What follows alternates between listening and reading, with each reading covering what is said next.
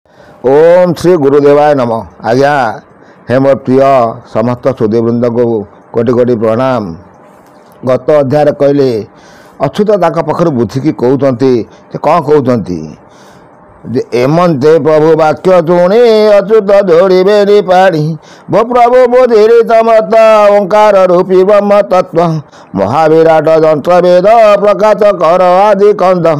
प्रभु मुझे समस्त बुझिले मत से ओंकार आदि जो विराट जंत्र अच्छी ता विषय मत किसी कहतु। तो से विराट जंत्र पर से कौन कहते निराकार कौन कहते आम शुणा ए पुणी शुणी बोलते निराकार बुझ अच्युत जंत्र चारम ए आद्यरे ए बिंदु महाबिंदु तापर पूर्णांग पूर्णेन्दु। आद्यरे महाबिंदु गोटे बिंदु देखी ताकू गोलाकार आपण कले से महाबिंदु हैला गोल आकार से हैला से गोलाकार से कौन कहते भल कथा से कहते से महाबिंदु जे अलेख पूर्णेन्दु महिमा को लेखम मंडलाकार ए टोला ब्रह्म मूर्ति से जुगल मूर्ति प्रमाण से विजति गुणम तत् उपाधि चके वृंद से बारे अटंति आनंदम ज्योति स्वरूपे से मेले जने से महानित्य काली महाविराट महाब्रह्म समर्थ करती जनम। तेणु सी जो महाविराट जंत्र महाब्रह्म से समस्त जन्म करते। देखो ताक बुझा दरकार जे आमर जो शरीर अच्छी शरीर जो पाकस्थली अच्छी से कौन जिनस ता भीतर रखी जहाँ खाद्य खाऊ से हजम हो जाऊँगी। तेणु से कौन शरीर अच्छी जो मानव शरीर तैयारी करी से महाब्रह्म महाविष्णु। तेणु तांका विषय आम चिंतन करवा भाविबा भल कथा से कहते आउ से कौन कहते आम देखा महाविराट महाब्रह्म समर्थ करती जनम ए मुख्य करते ओंकार तेणु बोलते एकाक्षरम सर्वभूतरे छंदे पुरी एक भुवन बिहारी महाविराट बेड़ी जंते विराट श्रावण मूर्ति शुण अच्युत सार तत्व महाविराट महातत्व से कहते अच्युत शुण ये हूँ महाविराट महासार तत्व।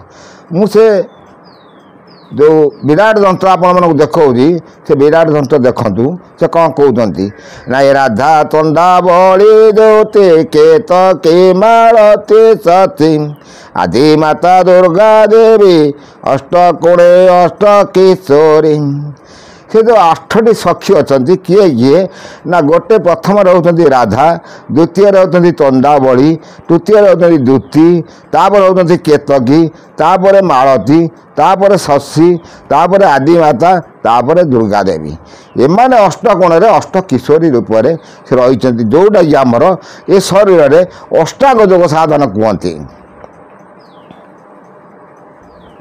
तेणु गायत्री पढ़िले आपको सब भेद करें। कौन गायत्री पढ़े ना से ओंकार मुख मंडल भूत आत्मार गति ए भूमि पाताल मर्त्यपुरे गुह द्वारे बसंती ए भुवलोक रति दल षड दले प्रमाण सुहलोके बसंती देवी माता सावित्री जान ए महलोक हृदय कंदरे वृंदावन बिहारी द्वादश दले वन शोभा लोभा कृष्ण किशोरी